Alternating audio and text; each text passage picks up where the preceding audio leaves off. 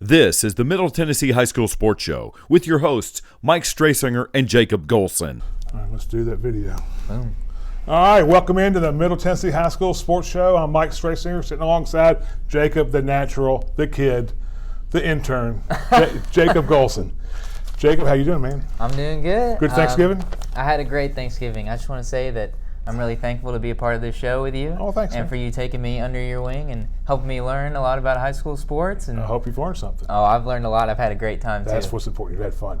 Okay, we've got a lot to cover today, and we're going to get started here right away. It's TSSAA Championship Week. Woo.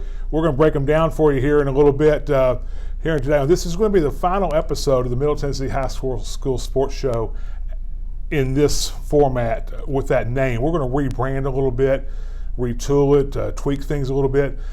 Many of you know me as from my work with sportsnashville.net. So we're going to call this moving forward the Sports Nashville High School Show. I'm going to maintain the website sportsnashville.net where I cover high school, college, and pro sports. But this show is just going to be focused primarily on high school sports. That's the whole goal here, is to promote these kids in all their sports, not just football, but whatever they're doing. Support the kids and their parents, their families, the schools. Right? Same information, just a new name. Yeah, and we're going to kind of tweak it a little bit. Probably not going to broadcast again until after Christmas. And come back strong with a basketball preview probably, and wrestling, of course. Okay. Let's see, now before we get to the championships, there were some big awards handed out today in two separate lunches across the city. One was at Titan Stadium, the Mr. Football Awards, and one was at the Wild Horse Saloon. The Rotary Club hosted the Hume Award. This is a very prestigious award. It's the Scholar Athlete of the Year award for Metro schools. Today was the 76th edition. Wow. Okay, and if you can see the list of winners here, it's very extensive. We've got some big names on here. Some people have gone on to some great things. This award is not just based on football excellence, but scholarship, sportsmanship, and academics as well. It's awesome. A really cool deal. Today, so each school gets a nominee, and there's a committee that looks at their nominations, their criteria, put together by the school and the principals and the coaches. I'm actually on the committee, honored to do that. And then they get down to 5 finalists. And today's finalists were at the luncheon, and the finalists were Michael Reese from Cane Ridge. We had Yvonne Burris from Hillsborough High School, David Wesley Schelling from Pearl Cone High School. He actually goes to MLK academically, but plays football for Pearl. Who will be in the state championship game. Then Tyler Fletcher from East Nashville and Markel Beasley from Hunters Lane. And the overall winner today was David Wesley Schelling from Pearl Cone High School, plays football for Pearl, goes to MLK.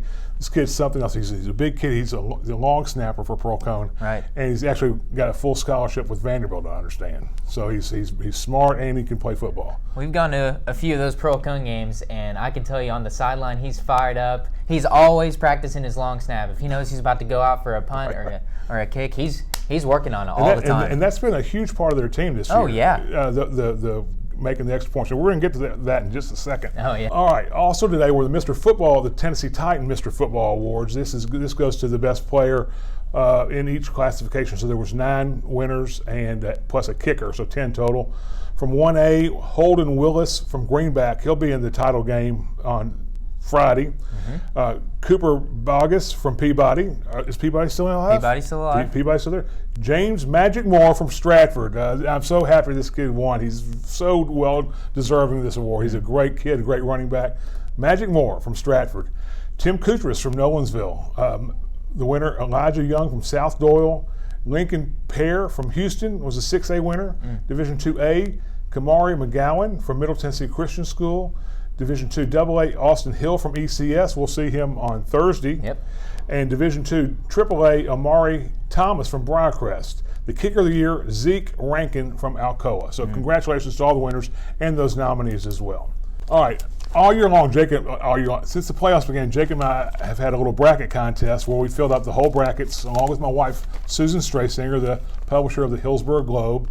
And Susan has done okay, but I'm afraid she's not eligible to win. It's just kind of eliminated at this point, unfortunately. But she did very well. She does have 6 teams in the finals, however, 6 out of the 18. It's not bad.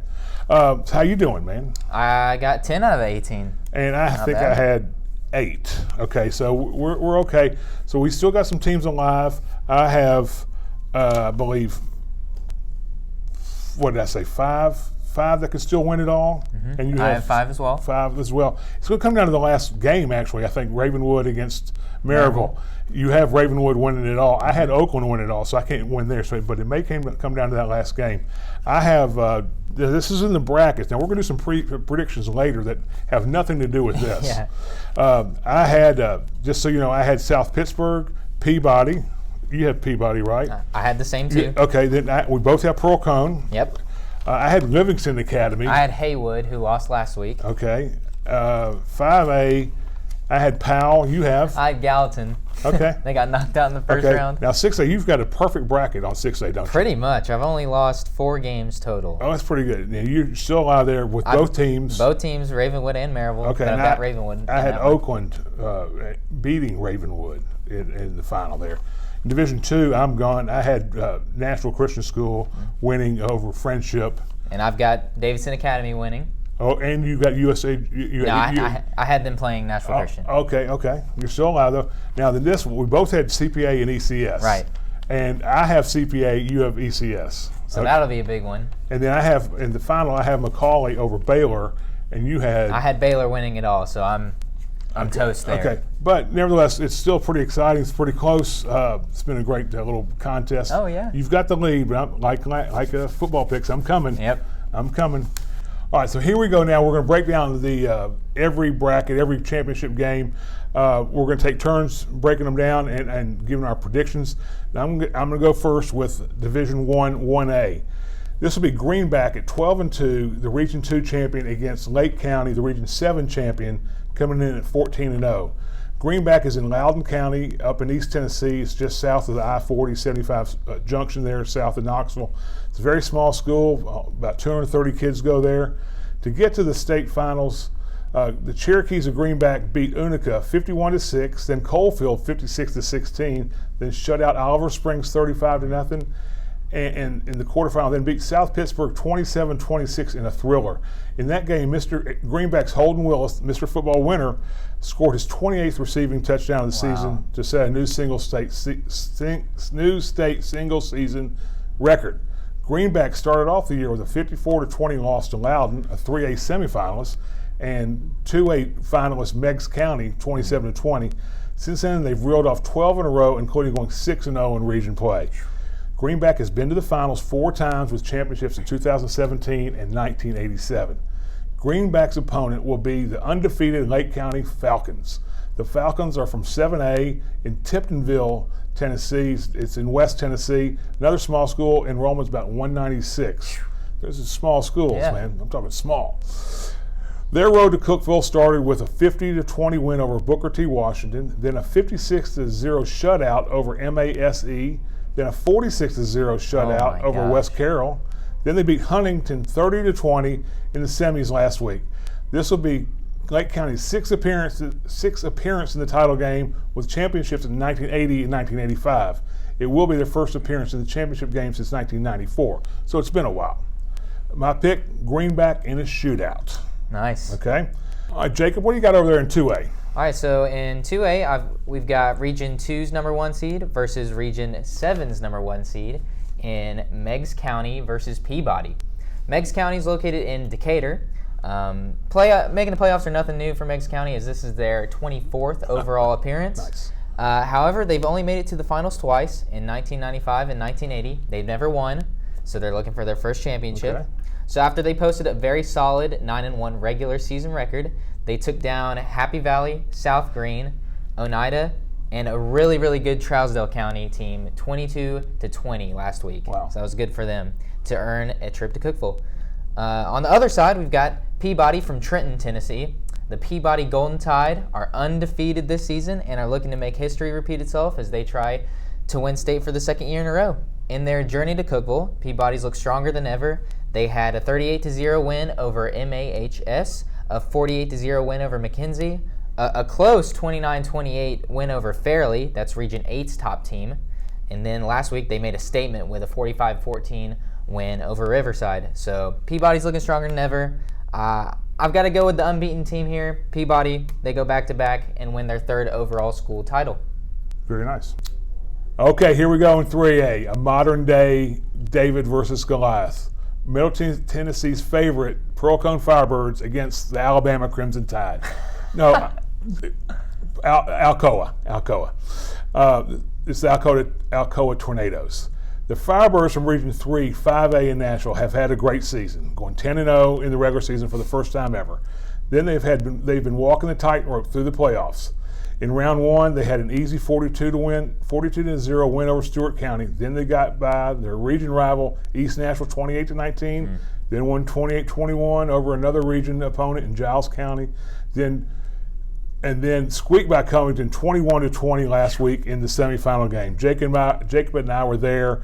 It was incredible. Oh, it was a great game. The difference was a crazy, lucky extra point for the Firebirds that went through. And I talked to the long snapper, Wesley Schilling, today, and I said, what happened on that play? And the ball he made a good snap, but the kick went whizzed by Wesley's head and hit the defender's helmet and skipped up and over the crossbar. Wow. And that turned out to be the difference because they won by just a point. Covington missed an extra point along the way. I've never seen anything like it. And I've talked to several people, nobody had ever seen anything like it. So it hit the line and went up and over. Let's see. It looked like so it was 21-20 at the half, and Covington had moved the ball pretty well at times, but Pearl kept coming back. Then in the second half, Covington looked like they were driving down the field, but then Pearl-Cohn stripped the ball down there about the 10-yard line to end that threat. And then they just kind of played a little field position thing. And then one of the cool things, though, was when Pearl-Cohn just said they were faced with fourth and short deep in their own territory, and they talked their coach into going for it. William Griffin, the big lineman, was like, let's go. Come behind me. And they got the first down. They did have to punt later in that possession, but it was a big statement, I think. Mm-hmm. It was really cool to see. Then when it came down to it, Covington had to pass the ball. They really weren't built to pass the ball well. And many of you have seen that big sack by Deshaun Wade with the video here by Jacob, and that sealed the deal. And so a very exciting game. Pearl-Cohn has Cedric Watkins, Kendrick Breedlove, Marion Brown, Martino Owens at quarterback, and the most elusive running back I've ever seen in Ivan Dayton. His nickname is Daytona 500, and he certainly lives up to that. In fact, Barry Sanders, I think, has seen some of his runs and went, wow, nice moves. Oh, wow. Yeah. So, and then we mentioned William Griffiths up front and Deshaun Wade.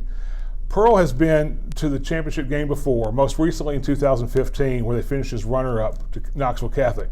Then they did win back-to-back titles back in the day, in 1996 and 97. So it's a very good Pearl-Cohn team on the brink of history. The problem is that they'll be playing the most prolific team in state football championship history. Let's get these numbers out of the way. Alcoa has had 19 appearances with 17 championships, winners of the last 4. Alcoa, the Region 2 champion, lost to Maryville 17-3 in their annual clash, but they've won all the rest, including going 6-0 in their region, and they outscored their region 304-0. Okay, they're unscored upon in region play. They have some offense too. They got the good defense. In the playoffs, they beat West Green 56-6, then Gatlinburg Pittman 58-0. Austin East 56-28, and last week in the semifinals state they won 56-0. So my heart says Pearl-Cohn, but my head says Alcoa. Sorry, but I have to go with the Tornadoes. But I sure hope I'm wrong. 4A. All right, moving on to 4A, we got Region 1's number 1 overall seed in Elizabethton, and then Region 5's number 1 overall seed in Springfield. In this matchup, Elizabethton is undefeated this season, and it marks their 11th time in a row that they've made the playoffs. However, this is their first finals appearance ever, so we'll see how they do. Okay. a little bit of inexperience, but hey, anything can happen. In these playoffs, Elizabethton has outscored their opponents 151-40. On their way to Cookeville, they defeated East Ridge, Sullivan South, Greenville, and Nolensville. I'm very excited for the Fighting Cyclones as they try to win their first title ever. On the other side, we've got Springfield, from Springfield. Springfield, like Elizabethton, was a top team in their region, so it's no surprise they made it this far. Springfield, they're making their third overall finals appearance. They won in 1993 by beating McMinn Central, but lost 2 years ago in 2017 at the hands of Greenville. So Springfield, they've not been blowing out their opponents this playoffs, but they've really shown great skill grinding out these close games, getting 7-point wins, 3-point wins, but hey, they're still in it. So on their way, they've defeated Jackson Southside, Lexington, Hardin County, and last week they beat Haywood. Much like in 2A, I think I've got to go with the unbeaten team here. I think they're going to make history by winning their first overall title. So, Elizabethton, you got it. Okay, solid. It's good work there. All right, going on to 5A now. This is Knoxville Central at 12-2 versus Summit at 12-2. The Knoxville Central Bobcats, last year's 5A state champion, were the Region 2 5A runners-up this year, finishing behind South Doyle at 4-2 in region play. They beat David Crockett 24-14 in the first round of the playoffs, then avenged their 2 regular season losses, first trouncing Gibbs 49-7, then won 20-16 over region champion South Doyle 20-16. Then they shut out Knoxville West 10-0 in the semis. This is Central's 4th appearance in the championship game, with their lone title coming last year. Making their very first appearance in the championship game will be the Summit Spartans from Spring Hill, down there in southern Middle Tennessee. This is just the school's 9th year of existence. The Spartans are from Region 5A. They finished 3rd in the region. Third in the region, but they've turned it on in the playoffs. They were just 3-2 in region play. Along the way, though, like Knoxville Central, they had to beat teams in the playoffs that had beaten them earlier in the regular season. In the first round, they surprised Gallatin and a bunch of us around here with a 27-14. Then they easily handled Page High School 28-3, who had beaten them earlier in the season. Then the revenge continued, turning the tables on Shelbyville with a 20-12 win. The Spartans weren't through, though, winning the big games as they knocked off Dyer County 27-20 last week in the semis. My pick, Knox Central in a tight and low-scoring game. All right, 6A. moving on to 6A. This game right here, I'm really excited for it. We've got Maryville versus Ravenwood, 2 great teams with great history. Maryville, like I said, they've got extensive playoff history. They've got 23 finals appearances, and they're 16-7 out of those 23 games. So they won state 16 times. This year, they're just as good as ever, unbeaten. 3 out of their 4 playoff games were shutouts, and they've outscored their opponents these playoffs 141-10. On their way, they defeated Science Hill, Farragut, Dobbins-Bennett, and last week they shut out an unbeaten Oakland team out of nowhere. It's impressive. Maryville, they're looking strong. On the other side, we got Ravenwood. Ravenwood, like Maryville, they're a powerhouse. They've won 2 championships out of their 4 visits to the finals, those being in 2005 and 2015. Ravenwood, they've overcome some drama this season after losing to their rival Brentwood in the regular season and going through a little bit of a coaching scandal. They put all that behind them and really shaped up for these playoffs as they beat Franklin, Cane Ridge. They overcame their loss to Brentwood by beating them in the playoffs. That's always nice. And then finally, they won against an unbeaten Houston team last week. So they're looking really good in this matchup, but I don't know. Maryville's looking so strong, and they've got such good playoff history. For sure, this game will not disappoint. These 2 teams have split their series 1-1 in the playoffs. They've met twice in championship games, and Maryville won in 2014, 35-34, and Ravenwood got them back in the next year in 2015 by winning 26-17. So both of those games were close, and I think this is going to be another close, high-scoring game. I'm going to go with Ravenwood. Okay. In this one. Good. All right, take us over to Division 2, Division 2 Single A. We've got Davidson Academy versus University School Jackson. These 2 teams have been on a collision course these playoffs. Each team has won every game in the tournament by 3 possessions or more, so that each of these teams have made a statement, and they're ready to get this championship. Davidson Academy from Nashville, this is their 5th finals appearance. Get this, Davidson Academy, they have a 100% winning rate in championship games. They're 4-0. Those wins coming in 2005, 2006, 2008, and 2018 last year. So the Bears are looking to keep their record perfect and to win state titles in back-to-back years. On the other side, University School Jackson, from Jackson, this is their 6th finals appearance. However, they have the exact opposite record of Davidson Academy. They're 0-5 in finals appearances. They've also been outscored in those championship games 184-68. So not good history there. We'll see what they can do. They've looked strong, so they might put history behind them. Like I said, they've taken down Chattanooga Grace, Kings Academy, and an undefeated Nashville Christian team. They're looking strong. So all I have to say is, will history change or repeat itself this time? I think I've got to go with Davidson Academy, though. That 4-0 record is tough to beat. Okay, yeah, it's hard to pick against that. Okay, I'm going to take you the rest of the way. All right, in D2AA, it will be a rematch of a regular season game between ECS at 12-1 and CPA at 7-6. ECS of Memphis beat CPA of Nashville 30-6, but that was back in week 1. But actually, the Lions of CPA dropped their first 4 games, facing a tough schedule, and they were just 2-6 after 8 games. But they have won their last 5 to win the D2AA Middle Region, and they are just where local legend Coach Ingle Martin wants them, back in the championship game. To get to Cookeville, CPA knocked off Knoxville Webb 35-0, Chattanooga Christian 35-14, and Lipscomb 24-7. CPA won it all last year in Division II AA for their 4th state title. They also won in 2014 when they were in Division I and 3A, knocking off mighty Alcoa. Okay, Did you know they beat Alcoa several years ago? Yes. They also won 2 championships when they were in Division I 1A in 2000 and 2002. The ECS Eagles, that's Evangelical Christian School, comes in at 12-1. They're the D2AA West Region champions. They've outscored their region opponents 194-26. In the playoffs, they easily beat Harding Academy 45-7, then snuck by BGA 13-9. Of course, BGA is coached by Jonas Rodriguez, who used to be the coach at ECS, so he kind of knew what was going on down there.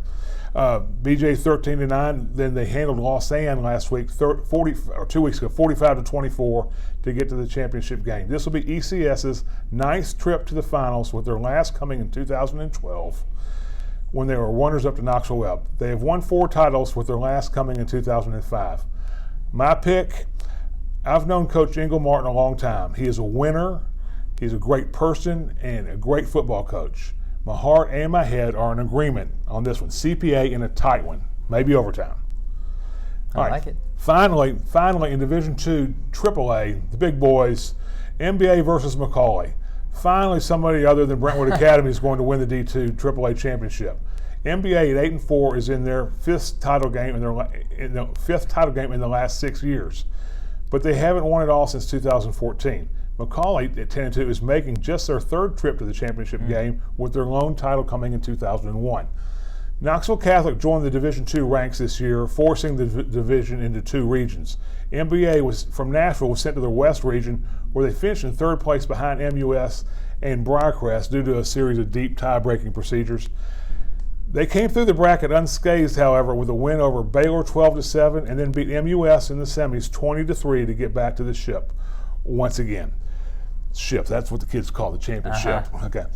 McCauley won the Division II AAA East region, with their only region loss coming against Ensworth, but after beating Christian Brothers 28-6 in the first round of the playoffs, they returned the favor in the semis, beating Ensworth 35-27 to get to the title game. This division has been wide open all year long. So many quality teams. I'm going to go with McCauley, NBA.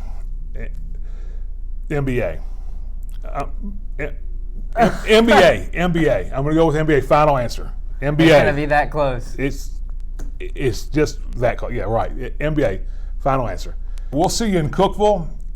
Games are Thursday, Friday, and Saturday. 3 games Thursday, Friday, and Saturday each game. There's 11 o'clock, 3 o'clock, 5 o'clock. 11, 3, and 7. Division 2 is on Thursday. Division 1, 1A, 3A, and 5A is on Friday. Saturday is 2A, 4A, and 6A. We'll see you up there. We might do some Twitter. I know we're going to do some Twitter. We might do some live broadcasts from up there on the Periscope. It's a pretty cool deal. Follow along. Catch it on Sports Nashville. And that being said, this is our last little episode as the Middle Tennessee High School Sports Show. We'll be back at Sports Nashville. Please follow along. And for those 20 or 30 of you that have been subscribing, thanks so much. We'll figure out how to get you over to the Sports Nashville High School Show. That's it. It's been a pleasure. We'll see y'all soon.